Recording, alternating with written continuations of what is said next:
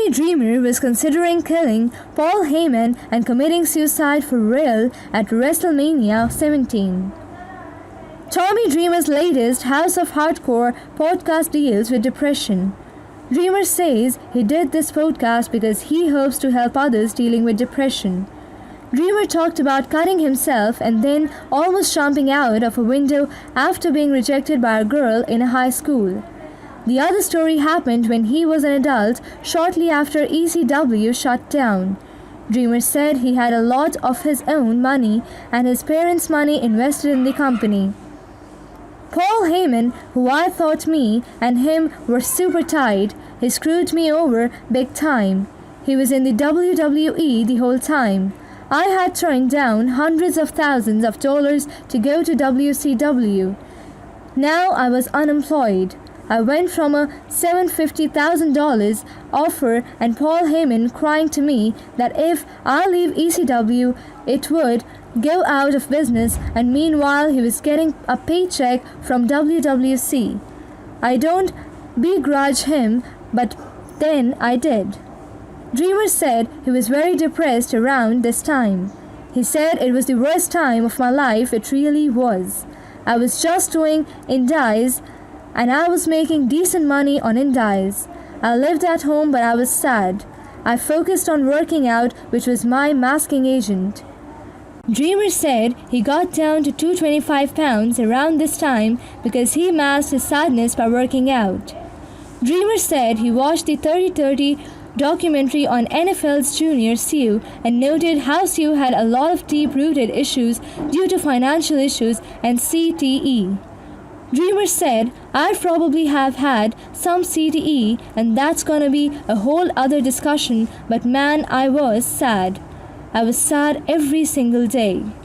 Dreamer added, I'll never forget it. And this is crazy for me to admit it, but I'm doing it for a reason. He said that he was told by Heyman that he was going to debut in the WrestleMania 17 ladder match in a run-in, but that spot went to Reno.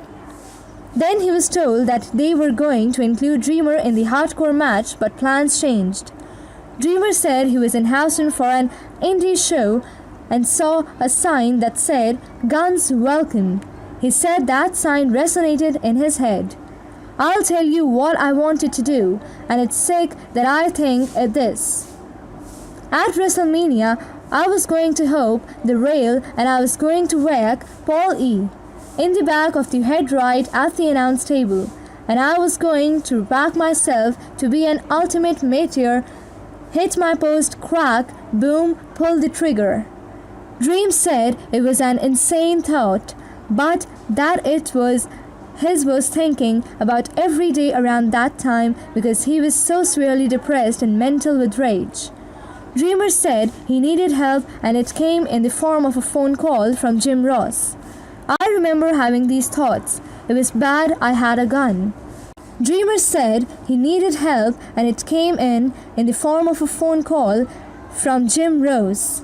I remember having these thoughts. It was bad I had a gun. Could you think about the horribleness that I would have done for my legacy? I would have ruined WrestleMania, which I love WrestleMania. These thoughts were so crazed in my mind because I was like, how dare that person, he screwed my parents over. I come from a kind of a mobster mentality.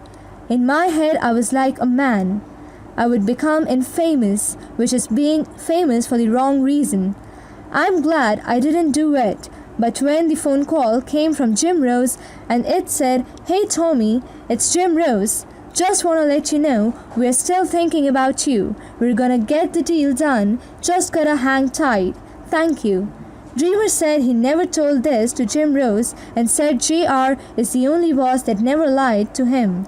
Dreamer ended by saying, Think of how stupid I would have been, how dumb and how messed up my thoughts would have been if they could have become fruition.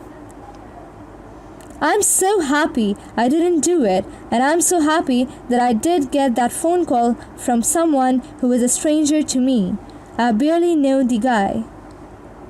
There was another day. There's been a lot of other days.